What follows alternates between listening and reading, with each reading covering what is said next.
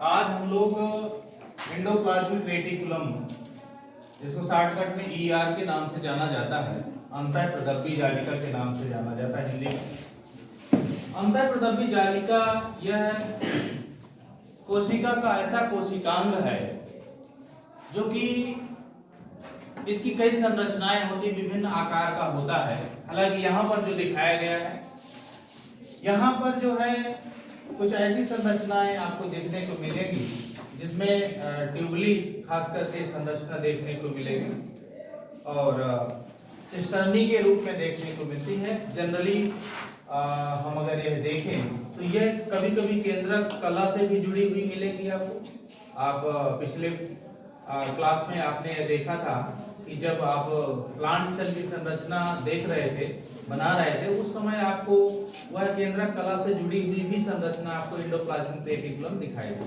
अब हम बात करेंगे कि एंडोप्लाज्मिक रेटिकुलम की बात करें तो इसकी खोज जो है सर्वप्रथम 1945 में के.आर. पोर्टर एक साइंटिस्ट थे। के.आर. पोर्टर एक साइंटिस्ट थे, इन्होंने 1945 में इसको सर्वप्रथम खोजा था। अर्थात अगर पूछा जाए कि एंडोप्लाज्मिक रेटिकुलम अर्थात अंतःप्रदब्बी जालिका की खोज किसने किया, तो आपको बताना है कि के.आर. पोर्टर ने 1945 में इसको सर्वप्रथम खोजा था। जब भी कभी ऑब्जेक्टिव क्वेश्चन आएगा तो ऐसे पूछा जा सकता है कि अंतःप्रदब्बी जालिका की खोज किसने किया है, तो आपको यह बताना है कि के.आर. पोर्टर ने 1945 में किया था। बात समझ में आ रही है?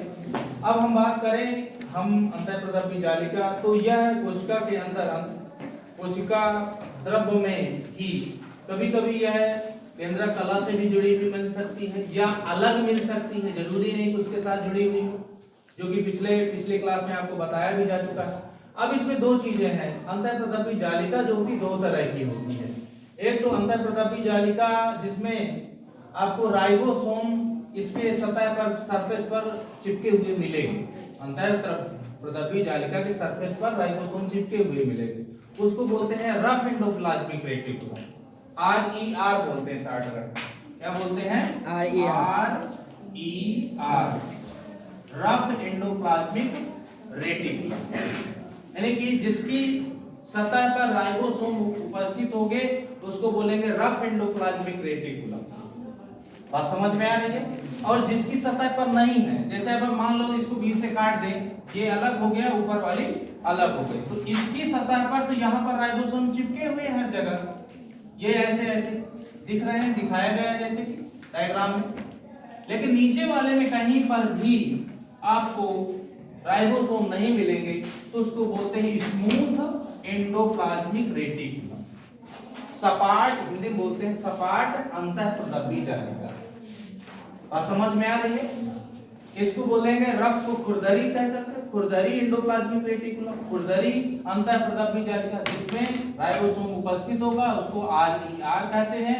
जिसकी सतह पर राइबोसोम उपस्थित नहीं होंगे उसको SER कहेंगे, अर्थात स्मूथ एंडोप्लाज्मिक रेटिकुलम। कोई प्रॉब्लम किसी को? तो इस तरह से राइबोसोम यदि सतह पर चिपके हुए होंगे तो उसे RER के नाम से जाना जाएगा, और जिसकी सतह पर राइबोसोम उपस्थित नहीं होंगे उसको हम SER अर्थात स्मूथ एंडोप्लाज्मिक रेटिकुलम के नाम से जाना जाएगा। इतनी बात समझ में? किसी कोई प्रॉब्लम? अब इसके बाद इसका अगर हम कार्य देखें, ये तो संरचना की बात हो गई, संरचना और खोज की बात हो गई। कार्य अगर देखें तो इसका कार्य जो होता है वह कोशिका द्रव्य और केंद्रक द्रव्य दोनों का आदान प्रदान करना होता है, और मैकेनिकल सपोर्ट भी ये कोशिका को प्रदान करती है, यांत्रिक सपोर्ट भी करती है। तो क्या काम हो गया? एक तो कोशिका द्रव्य और केंद्रक द्रव्य दोनों के आदान प्रदान में मदद करती है, दूसरा यह मैकेनिकल सपोर्ट प्रदान करती है। और अगर बात करें तो इसमें से कुछ सिक्रेशन भी होता है, कुछ श्रावण भी होता है, कुछ पदार्थ ऐसे भी होते हैं जो उससे स्रावित होते हैं। ठीक है? तो ये इसका प्रमुख कार्य है। किसी को कोई प्रॉब्लम? सबके समझ में आ गया? कोई किसी का क्वेश्चन?